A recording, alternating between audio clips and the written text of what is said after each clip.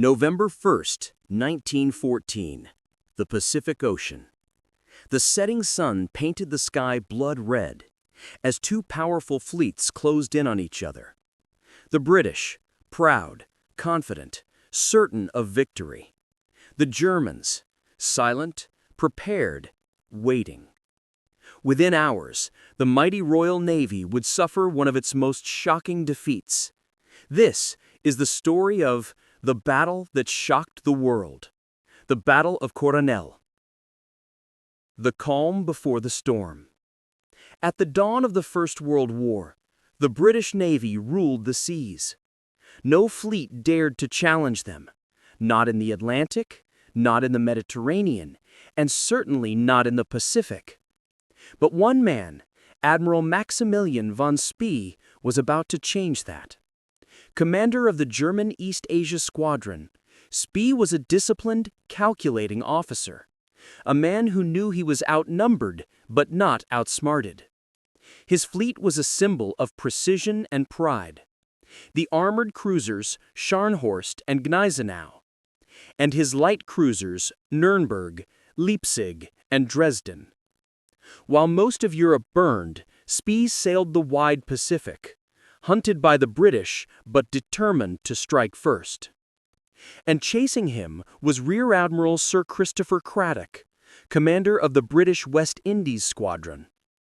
Cradock was a veteran, a man of honor, but his ships were old, slow, and poorly armed.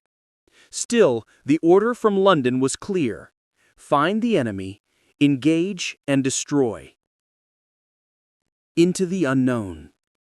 By late October 1914, Cradock's squadron, including HMS Good Hope, Monmouth, Glasgow, and the auxiliary ship Otranto, steamed south along the Chilean coast.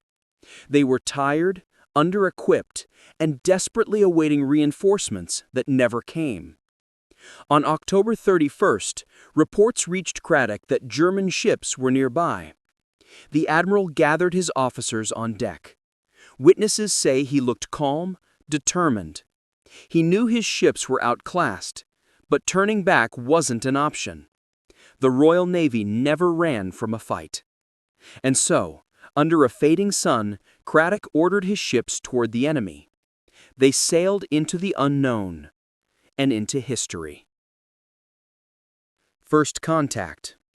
At 4:20 p.m., lookouts aboard HMS Glasgow spotted smoke on the horizon. Moments later, silhouettes appeared: Scharnhorst and Gneisenau, with their sleek German hulls glinting in the golden light. Cradock immediately realized the truth. He was hopelessly outgunned. The Germans' 8.2-inch guns could strike from over 13 kilometers away. His own ships, with outdated 6-inch guns, couldn't even reach that distance. Still, Cradock raised the signal flags. Engage the enemy. As the sun began to sink, the British fleet turned to attack, sailing directly into the blazing light. Their ships were outlined perfectly against the fiery horizon. Von Spee, meanwhile, had the sun behind him, his fleet shrouded in shadow. A perfect tactical advantage. At 6:34 p.m., the German flagship Scharnhorst opened fire. A thunderous roar echoed across the ocean. Moments later, shells rained down on Good Hope. The battle had begun. The ocean ablaze. A massive explosion ripped through Good Hope's forward gun turret. Flames shot high into the night sky. Cradock's men tried desperately to return fire, but their guns were out of range. Their shells splashed harmlessly into the water, falling short again and again. Von Spee's aim, however, was deadly accurate. Wave after wave of shells pounded the British ships. At 7 p.m., a shell pierced Good Hope's ammunition magazine. A blinding flash erupted, and in seconds, the entire ship was consumed by fire. Witnesses from Glasgow described a haunting scene. Quote, "A pillar of flame rising higher than the mast. Then, darkness. Good Hope was gone. Cradock was gone. But the nightmare wasn't over.